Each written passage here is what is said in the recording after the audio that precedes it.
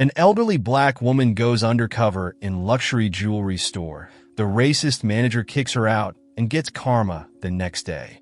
The day began gently, with the first rays of sunlight filtering through Claire's bedroom window. She lay still for a moment, savoring the familiar softness of her bed. At 73, each morning felt like an opportunity for introspection, a brief pause to reflect on all she had achieved and the questions that still lingered about the world. Despite her age, Claire had never lost her curiosity about people, their behavior, and the hidden motives behind their actions. She had witnessed life in its rawest, most beautiful form. She had seen kindness in unexpected places and cruelty where she least expected it. Before we start the story, I'd like to know what city you're watching from. Tell me in the comments, and I'll leave a heart for you. She smiled, eyes still closed, as she remembered the store she planned to visit that afternoon, a jewelry store that had gained notoriety in record time. La Belle Étoile was the city's newest sensation. Its windows shimmered with pieces worth small fortunes, and rumors circulated that only the wealthiest and most powerful graced its doors. Claire didn't care much for luxury itself, but she was intrigued by what she'd heard. Decades earlier, she had been a pioneer in that very industry, breaking into a market that, until then, had not accepted women, let alone black women, as figures of authority. Although her name was unknown to most, the truth was that Claire had been one of the co-founders of one of the most prestigious jewelry chains in the country. After years of hard work, success, and personal losses, she sold her share of the business to live a peaceful, anonymous life. Still, she felt a mix of nostalgia and curiosity about how the market had changed since her retirement. Visiting La Belle Étoile would be a test, not only for the quality of the jewelry, but also for the attitudes of those now running this world of luxury. When the afternoon finally arrived, Claire chose a simple, unadorned outfit, a modest white blouse, straight-cut black pants, and comfortable shoes. Her understated look contrasted with the inner radiance she carried. Claire always believed that a person's true value lay not in how they dressed, but in what they carried in their heart. And that afternoon, she was determined to see who inside that jewelry store believed the same. She walked to the store like anyone else, attracting no attention. The neighborhood where La Belle Étoile was located was one of the most upscale in the city. The windows exuded opulence, and passers-by dressed with an air of superiority, carrying bags from famous designer brands. As Claire crossed the store's pristine glass doors, she was greeted by a cold, almost sterile air, perfumed with expensive fragrances that attempted to mask something less tangible, an undercurrent of disdain. The store's decor was flawless. White marble, glittering chandeliers, and at the center, jewelry that seemed to glow with their own light. It was the kind of place where prices weren't displayed. If you had to ask, you couldn't afford it. Claire walked slowly through the store, examining the rings, necklaces, and bracelets displayed in secure cases. Her keen, experienced eyes assessed the quality of each piece. But before she could get closer to one of the displays, she felt a heavy gaze on her. It was the store manager. Mr. Collins stood near the main counter.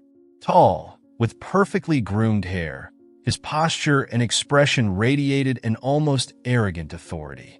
He watched her with a mixture of disdain and poorly disguised curiosity. Claire immediately knew what was coming. Mr. Collins approached her slowly, his expensive shoes echoing on the marble floor. When he finally spoke, his voice was sharp, and the smile on his face didn't reach his eyes. "Can I help you?" he asked, in a way that made it clear he wasn't actually willing to help. Claire held his gaze, unfazed by the thinly veiled arrogance. She was a woman who had faced far worse prejudice in her youth and had persevered. Yet, the way he looked at her, as if she were invisible, irrelevant, struck her in an unexpected way. This wasn't just a matter of class or money. It was something deeper, something that had always been present, though often masked in society. "I'm interested in seeing some pieces," Claire responded calmly. "I'd like a gift for someone special." The manager studied her for a few more seconds, his eyes scanning Claire's simple clothes as if calculating her worth. Not her worth as a human being, but what he imagined she could spend. "Our pieces are exclusive, ma'am." "Very refined," he said, his tone bordering on disdain. "I'm sure they are," Claire replied, even more composed. "That's exactly why I'm here."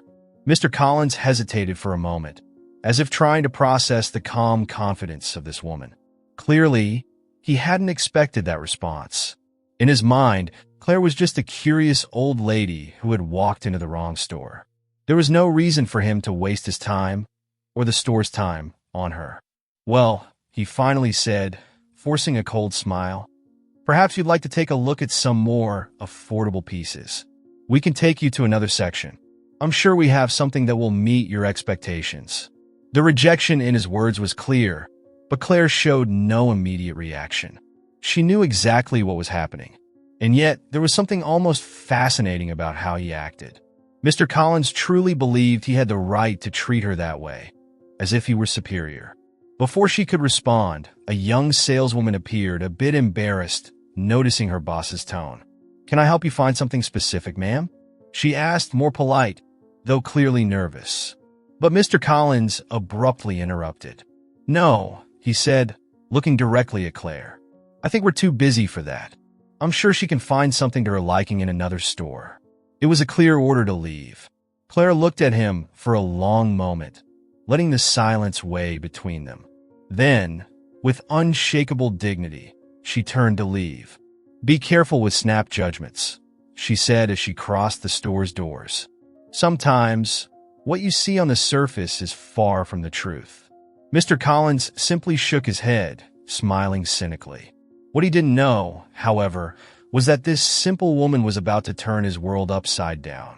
When Claire stepped outside, the air felt fresher, almost liberating. Despite the disdain she had just experienced, she didn't feel defeated. On the contrary, she felt stronger, more certain that things would change.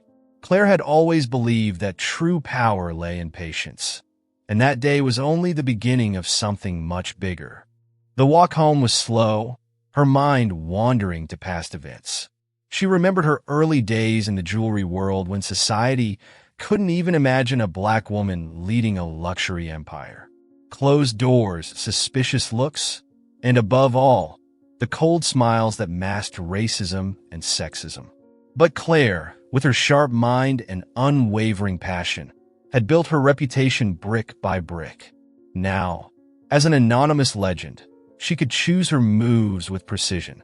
That manager, Mr. Collins, thought he had defeated her with his subtle humiliation and quick judgments. But little did he know that what he had just sown would bloom into a hard and definitive lesson. The next morning, the city was immersed in its routine. Traffic, hurried people, and constant buzzing. For Mr. Collins, it seemed like just another day. He arrived at La Belle Étoile with the same haughtiness as always.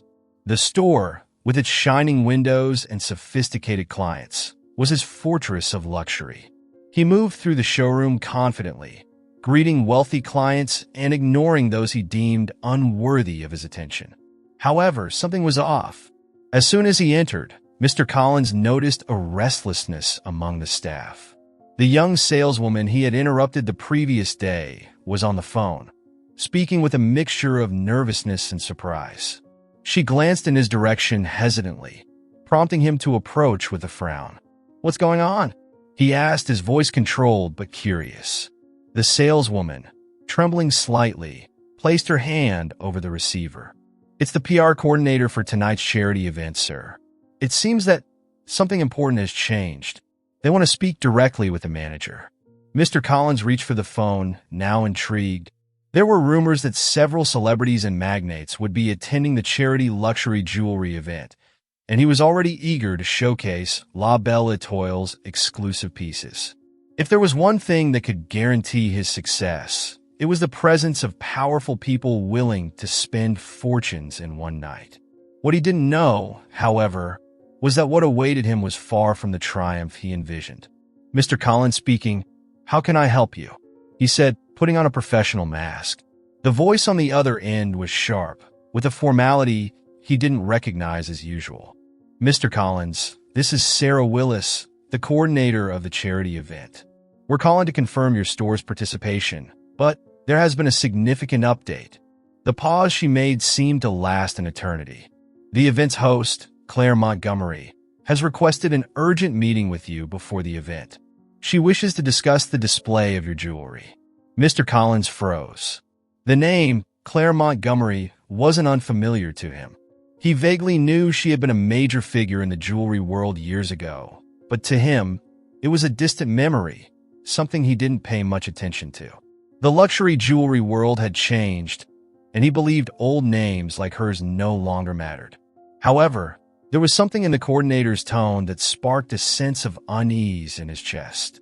"Of course, I'd be happy to meet with Mrs. Montgomery," he said, trying to hide any trace of discomfort. "I'll be available." When he hung up the phone, a wave of confusion washed over him. He didn't know exactly what to expect, but his mind began racing, looking for ways to impress Claire Montgomery. If she still had any influence, perhaps this was a golden opportunity for him. On the other hand, something about the coordinator's tone suggested there was something unusual, something he hadn't anticipated. Later that day, the charity event was taking shape. The banquet hall, adorned with crystal chandeliers and scented candles, looked like something out of a modern fairy tale. The jewelry displayed in glass cases were true works of art, reflecting the lights in a million shimmering fragments. The place was filled with important figures, businessmen, celebrities, and socialites, all dressed in their finest, moving through the hall as if part of a carefully choreographed performance. Mr. Collins, now wearing an impeccable suit, strolled among the guests with the same air of superiority as always. He felt the admiring gazes of some clients as they looked at the exclusive pieces his store was showcasing. It comforted him, making him forget, for a brief moment, the strange meeting that was approaching. But soon, her name echoed in his mind again. Claire Montgomery. Claire's arrival at the event wasn't announced with fanfare or grand introductions. She entered the hall quietly, almost invisibly, as if she were just another guest. But those who knew her, even vaguely, knew exactly who she was and respected her silent presence. Her gray hair, neatly styled, contrasted with her dark, luminous skin.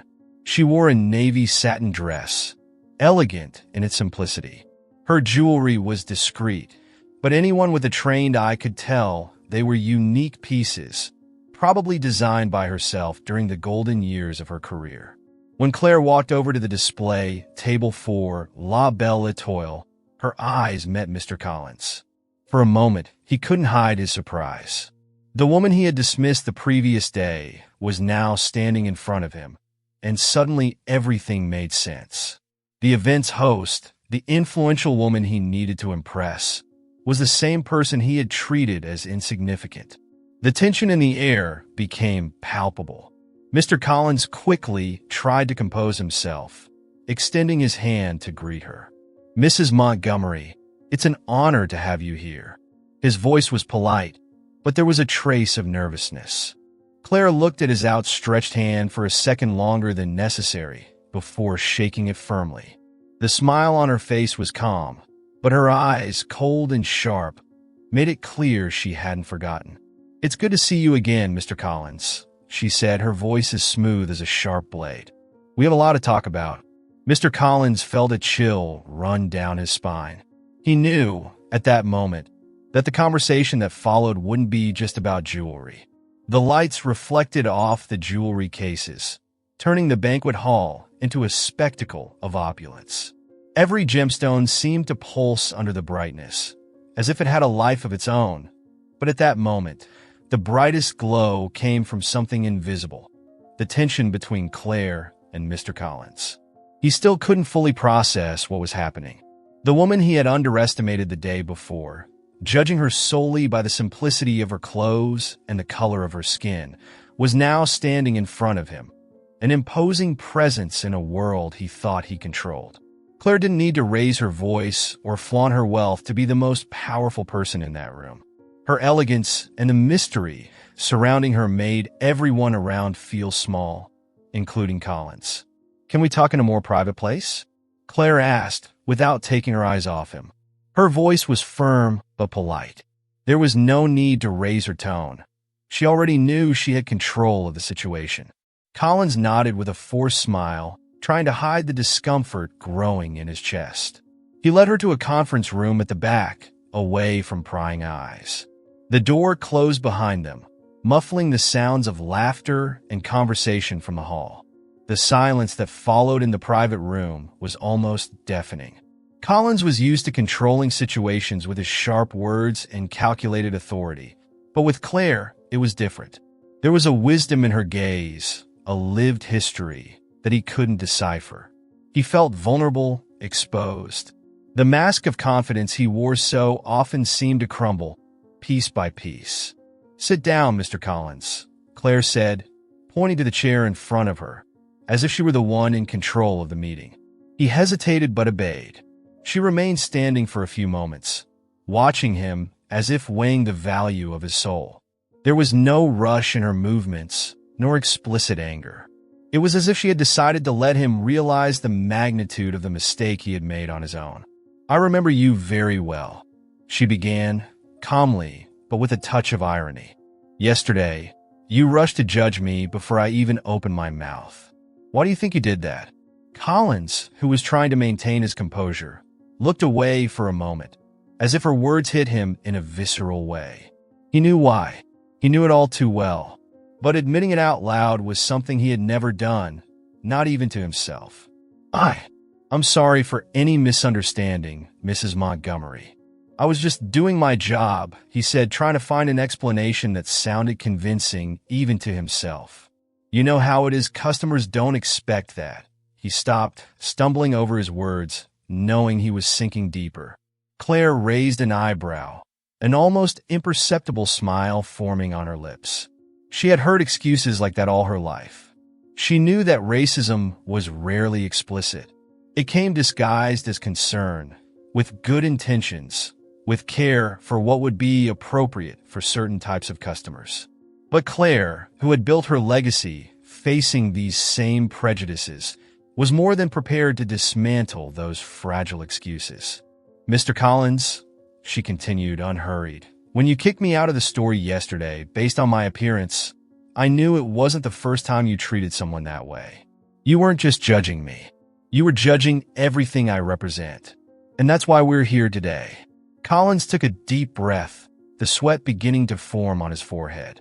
The silence that followed was almost unbearable for him. It was as if Claire were waiting for him to sink further. And indeed, that's what was happening. "I'm sorry if I caused you any discomfort," he said, now in a more humble tone. "But, with all due respect, I didn't know who you were." Claire leaned slightly forward, her eyes piercing his with intensity. "And that's the problem, Mr. Collins. You only treat people well when you think they can bring you something in return. What value do you place on someone's humanity if you don't know who that person is?" There was pain in her voice now, but also an unshakable firmness. "If I weren't Claire Montgomery, if I were just an old woman with no name, what would that mean to you?" Collins shifted uncomfortably in his chair, unable to respond immediately. He knew there was nothing he could say to ease the weight of that question. "Please understand," he tried again, his voice now lower. "It wasn't my intention to offend you. I was just trying to do my job." Claire smiled, but there was no joy in that gesture. It was the smile of someone who had heard those words many times before. "I know you think that," she replied. "You believe you were just doing your job. But what you don't realize is that, in doing so, you perpetuate a system that categorizes people, that decides who deserves respect and who doesn't. And that, Mr. Collins, is much more serious than you imagine." She then sat down in front of him, her eyes never leaving his. "I'll give you a chance to change this narrative. Not for me, but for yourself. The way you choose to see and treat people from now on will define who you really are. And tonight, you'll have the opportunity to show that." Claire paused, letting her words resonate in his mind. "During this event, there will be many people watching, but it won't be their money that makes a difference. It will be what they see in you, Mr. Collins. He blinked, perplexed. Her change in tone took him by surprise. The woman he had dismissed the day before was now offering him an opportunity, a redemption he had never expected. Claire stood up, her presence even more imposing now. "The decision is yours," she concluded. "But know that what happened yesterday won't be forgotten, and what you do today could change the course of many things. Not just for you, but for everyone under your command. Show that you can be better. Because if you don't—" She paused, as if there was no need to finish the sentence. The message was clear. Collins remained seated, speechless, feeling the weight of the choices ahead. Claire left the room, her figure disappearing down the halls of the grand hall, while he stayed behind, alone, facing the reality of his own arrogance. In the main hall, the event continued with laughter and toasts, but something had changed. People now looked at Claire with curiosity, but also with silent admiration. She didn't need to tell anyone what had happened. Her posture, her presence there, already spoke for itself. And in the back of his mind, Mr. Collins knew that what she had said was true. His mask of security and power had fallen, and now he had the chance to start over, to rebuild himself. But could he really do it? Time would tell. The night continued, and the charity event reached its peak.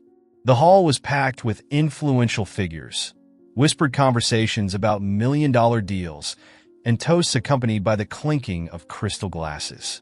But at the center of all that elegance, Claire moved with sovereign calm, her words still echoing in Mr. Collins' mind. He remained seated in the conference room, feeling the weight of what had happened. The silence enveloped him like an invisible prison, and he couldn't stop thinking about what Claire had said. The way you choose to see and treat people from now on will define who you really are. Those words echoed over and over in his mind. For the first time in a long while, he felt vulnerable. The unshakable confidence he always displayed had shattered, and now he was forced to confront something he had ignored for years, his own arrogance. Collins, still in a daze, slowly stood up. He walked over to the mirror on the wall and stared at his reflection. He had always prided himself on his impeccable appearance. The tailored suit, the perfectly combed hair, the serious, impenetrable expression. But now, looking closer, it all seemed superficial. It was a facade, a mask he had worn for so long that he had forgotten what his true self looked like. "What are you really?" he murmured, repeating the question Claire had asked him. He knew the answer, but he wasn't ready to admit it. At least, not yet. In the main hall, Claire was surrounded by some of the event's most prestigious figures. She was speaking calmly with a woman who clearly admired her. Catherine Walker, an influential columnist and longtime friend of Claire's, looked at her with a gleam in her eyes. "I can't believe you stood up to Collins like that," Catherine said, with a laugh of disbelief. "He's known for being ruthless with anyone who doesn't fit his idea of the ideal customer. You completely dismantled him." Claire gave a faint smile, but there was an air of melancholy behind it. "I didn't dismantle him, Catherine," Claire replied. "He unraveled on his own. All I did was show him who he already was. And sometimes all a person needs is a mirror." Catherine fell silent for a moment, reflecting on Claire's words. "Do you think he'll change?" she asked with a mix of curiosity and skepticism. Claire looked around the hall, watching people dance, toast, and talk. The jewelry sparkled in their eyes, and the air was thick with luxury and ambition. "I don't know," she said honestly. "But today he has the opportunity to change. Whether he takes it or not, only he can decide." Mr. Collins finally emerged from the conference room. His steps were slow and measured. As he approached the main hall, he felt a knot forming in his stomach. For the first time, he didn't know how to act, and that terrified him. Since taking over as manager, he had convinced himself that power lay in controlling the narrative, in placing himself above others. Now, he realized how fragile that illusion truly was. When he entered the hall, he tried to compose himself, but his eyes immediately sought out Claire. She was standing beside Catherine Walker, talking to other guests. He watched the way the people around Claire treated her, with genuine respect. It wasn't the superficial deference he was used to seeing, the kind of respect people displayed when they wanted something in return. It was true admiration based on something deeper than status or power that made him realize how shallow his approach to the world had been. Collins had always believed that social status and wealth were everything. The way he treated customers, how he prioritized some over others, was based on that belief. But looking at Claire, he saw that her true strength came from something he could never buy: integrity. Taking a deep breath, he began walking toward Claire. His thoughts were jumbled, but he knew he needed to talk to her, no matter how difficult it was. His approach was slow, as if each step were a small internal battle. When he finally reached her, Claire turned and met his gaze with that same calm, steady look. Catherine observed for a moment, and sensing what was about to happen, gave Claire a slight nod before stepping away. Mr. Collins remained silent for a few seconds, feeling the eyes around him. He knew he had to say something, but the words simply wouldn't come. Claire didn't rush him. She waited, patient, as if she knew he was facing his own internal storm. "Mrs. Montgomery," he began, finally, his voice faltering for a moment. I wanted to apologize for what happened yesterday, for the way I treated you." The silence that followed was suffocating. Collins felt the weight of his own inadequacy, as if every word he uttered was insufficient to make up for what he had done. Claire looked at him for a few seconds, her expression unchanged. "I know words aren't enough," he continued, his voice thick with emotion. "But I'm here, trying to understand, trying to be better." He paused, taking a deep breath, feeling the emotions rising to the surface. "I judged you by your appearance, by my own distorted view of worth. I've done that so many times in my life, and now I see how wrong I was." Claire watched him, her eyes filled with empathy but also discernment. She could see that this was hard for him, and while there was still distrust, she recognized that the man in front of her was finally confronting his own demons. "Collins," she said calmly, "recognizing the mistake is the first step. But what matters is what you do after that." Claire stepped closer, her voice low and firm. "You have the power to change the lives of those around you. Don't waste it." Collins felt a pang in his chest. He knew she was right. For the first time in his life, he realized that true power didn't lie in controlling others or maintaining a facade of superiority. It lay in the humility to recognize his own flaws and the willingness to change. "I will change," he said, with more firmness, as if he were promising it to himself more than to Claire. She nodded, finally giving him a soft smile. It wasn't complete absolution, but a gesture of hope. "We'll see," she replied, before turning and walking back to the guests. Colin stood there for a few more seconds, watching her walk away. He knew that this was only the beginning of a long journey. The change he had promised wouldn't be easy, but for the first time, he was willing to try. Not out of fear of losing something, but because he wanted to be someone better. As the event continued, Mr. Collins looked around the hall with new eyes. He saw the faces of the people he had always ignored, the employees who worked hard to keep everything running. He saw the customers who didn't have the same glamorous appearance, but were still there, seeking something precious. And he realized that the true worth of people could never be measured by what they possessed or how they presented themselves. That night, Claire Montgomery planted a seed in Colin's mind, one that would take time to bloom, but was already beginning to sprout. The morning light entered Mr. Collins' office almost uncomfortably, illuminating the dark corners of the room. He had arrived earlier that day, unable to escape the thoughts that haunted him through the night. Those words, spoken by Claire Montgomery, still echoed in his mind. "You have the power to change the lives of those around you. Don't waste it." Collins felt ashamed. He had spent most of the night awake, reflecting on his life and the way he had conducted himself. The decisions he made, the snap judgments he passed. It all seemed so petty and small now, in light of what Claire had revealed. He hadn't just judged people by their appearances. He had built his identity and self-esteem on a false sense of superiority. That realization gnawed at him, because now that he could see the problem, there was no going back to the comfortable ignorance of before. As he tried to focus on his work, reviewing store reports, an assistant knocked on the door. "Mr. Collins, Mr. Paxton has arrived. He's waiting in the conference room." Collins froze for a moment. Paxton, the owner of the La Belle Étoile jewelry chain, was a man known for his rigidity and high standards for business. He rarely visited the stores in person, preferring to delegate that to his managers. The fact that Paxton was there, and so early, indicated that something important was about to happen. Collins wondered if the visit had anything to do with the charity event the night before, or more specifically with Claire. Swallowing hard, Collins stood up, adjusted his suit, and walked toward the conference room with a mix of nerves and apprehension. Upon entering the room, he found Paxton standing, observing a jewelry display.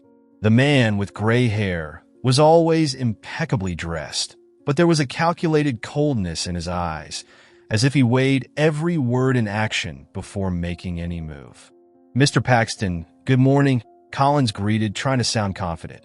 "To what do I owe the honor of your visit?" Paxton slowly turned, his expression unreadable. "Collins," he said without preamble, "I want to understand what happened between you and Claire Montgomery. I received a phone call last night that left me intrigued." Collins felt his stomach turn. He had expected this, but he still didn't know how to handle the impact that the previous day's actions would have on his career. Trying to maintain his composure, he took a deep breath and began to explain. "Claire Montgomery was in the store, yes." His voice was lower than usual. "I made a mistake. I didn't recognize her and treated her inappropriately. I judged her by her appearance, and I was disrespectful. But I've already spoken with her, I apologized, and I'm trying to make things right." Paxton narrowed his eyes, studying Collins. "I'm aware that you apologized. What concerns me, Collins, is that this isn't just about one customer, even if it is Claire Montgomery. That kind of behavior cannot be tolerated."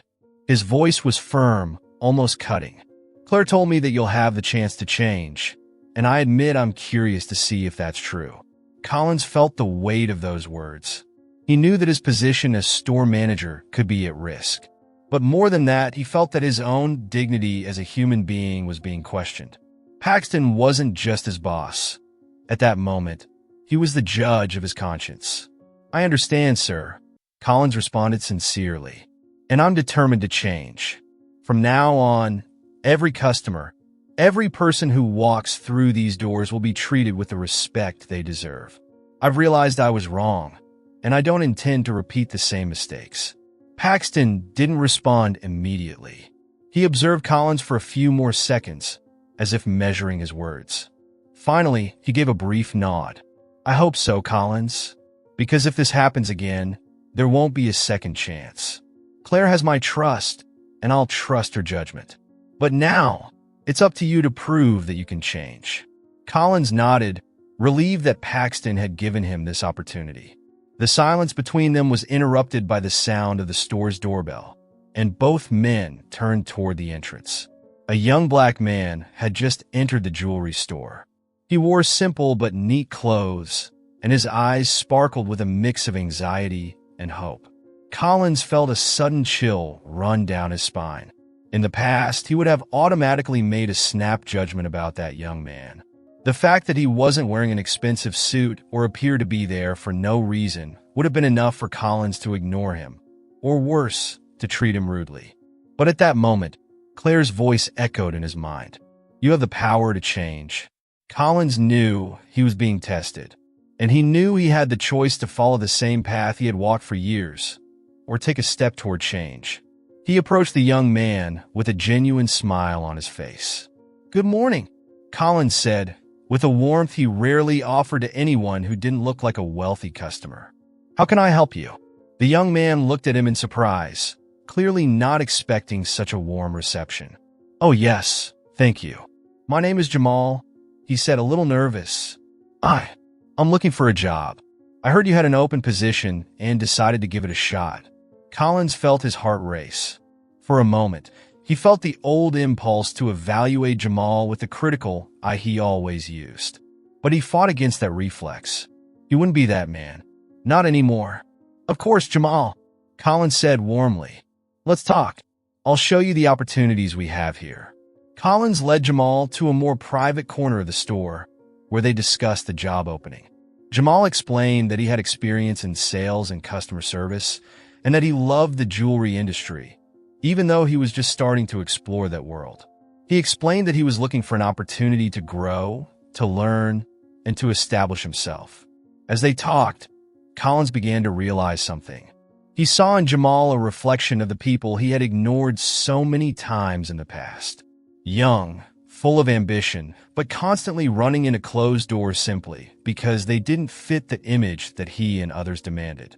Collins realized that for years he had been part of that cycle of exclusion, feeding the idea that only certain types of people were worthy of attention. When the conversation ended, Collins stood up and shook Jamal's hand with a sincere smile. Jamal, I really enjoyed our conversation. We'll schedule a formal interview in the coming days, but honestly, I can already tell you that you'd be a great addition to our team. I'm glad you came in. Jamal was surprised. He hadn't expected to be welcomed so openly and respectfully, especially in a luxury store where he had often felt the judging looks. Thank you so much, Mr. Collins, Jamal said, his eyes shining. I was really impressed with the way I was treated here. I'll be waiting for your call. Collins felt an inexplicable warmth in his chest. For the first time in a long while, he felt truly satisfied with himself, not because he had closed a deal or sold an expensive piece of jewelry, but because he had done the right thing. Later that day, Jamal, still thrilled with his experience at the store, called his aunt, Claire Montgomery. He knew she knew many influential people, but what he didn't know was that she had a direct connection with that manager. Aunt Claire, Jamal said excitedly on the phone, you won't believe it. I went to that jewelry store, La Belle Etoile, to apply for a job, and the manager was incredible to me. I got an opportunity there. I'm starting tomorrow. Claire listened attentively, a smile forming on her lips. Really? She asked, knowing very well who the manager was. And how was the service? What did you think of him? He was very polite and attentive, Annie. He treated me like I was the most important customer in the store. I never expected that from such a fancy jewelry store. I was impressed. Claire smiled, satisfied but unsurprised. She knew her words had left a deep mark on Collins, and that phone call from Jamal was proof that maybe change was beginning to happen. I'm very happy for you, Jamal, she replied, her voice gentle.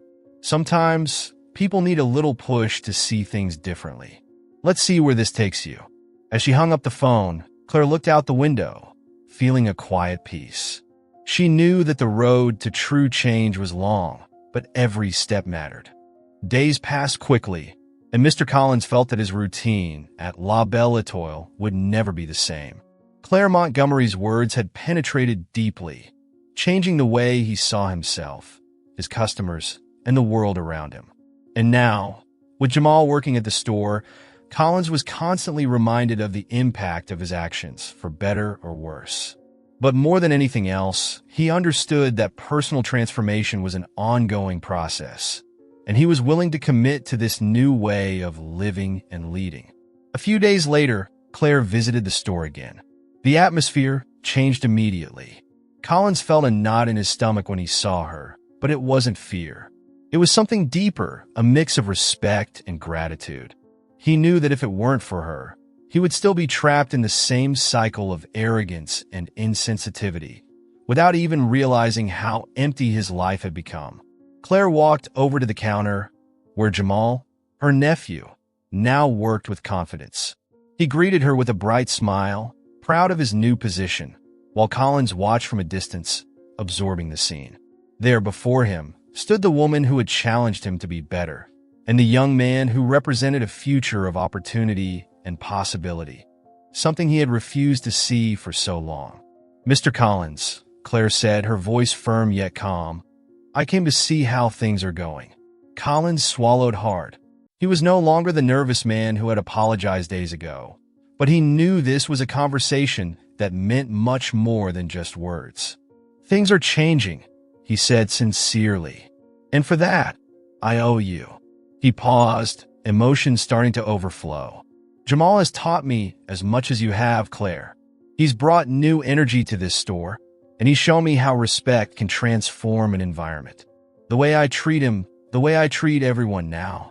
I never thought I could feel satisfaction in that. I never thought seeing someone feel valued could be as important as anything else." Claire listened, her expression unchanged, but there was deep understanding in her eyes. "What you did, Collins, wasn't just an apology. You chose to transform yourself.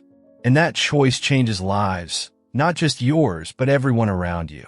She stepped closer, gently placing a hand on his shoulder. "The power of change is in every gesture, no matter how small. And you're proving that you're capable of doing that." Collins felt a wave of emotion. He knew there was still much to do, but that moment, that validation from Claire, meant more than he could express. He had spent his life chasing power, control, and money, and ironically, he found something much more valuable in the simple act of treating people with humanity. "I promise, Claire," he said, his voice thick with emotion, "that I will continue on this path.